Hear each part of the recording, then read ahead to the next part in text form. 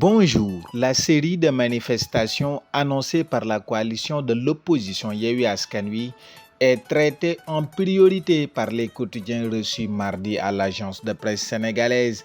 À quelques heures du début des manifestations, le ton monte entre Yewwi Askan Wi et la mouvance présidentielle Benno Bokk Yakaar, souligne Libération.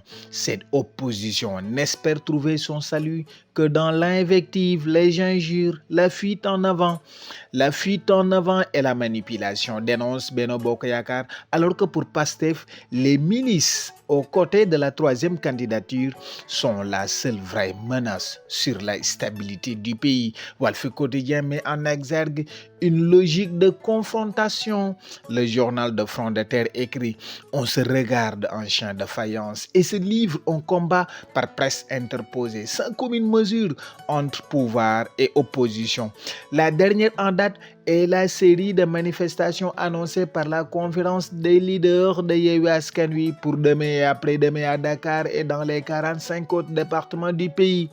Face au discours musclé employé par Sonko et compagnie la semaine dernière, la réaction n'a pas tardé du côté de la majorité présidentielle, commente Walfadjri. Vox Populi relève une extrême montée des tensions aux Parcelles Assainies, où Yewwi Askan Wi prévoit d'organiser son rassemblement.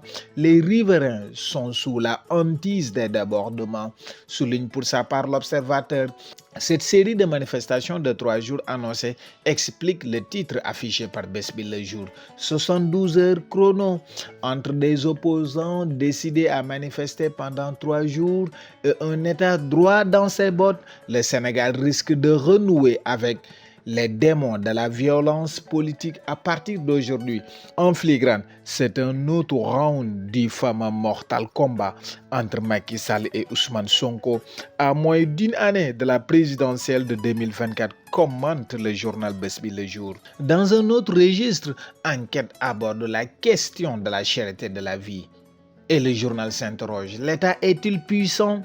Depuis septembre 2022, le gouvernement du Sénégal a pris plusieurs mesures pour lutter contre la hausse des prix des denrées de consommation courante. Si dans le panier de la ménagère, des baisses ont été consenties, il est plus compliqué de faire appliquer cette mesure concernant le loyer et les transports publics, écrit le journal. L'État rend les armes, titre Sud Quotidien qui note: face au diktat du marché, des commerçants et des acteurs du transport urbain, le gouvernement montre son impuissance à imposer son autorité aux grandes dames des populations en proie à la vie chère.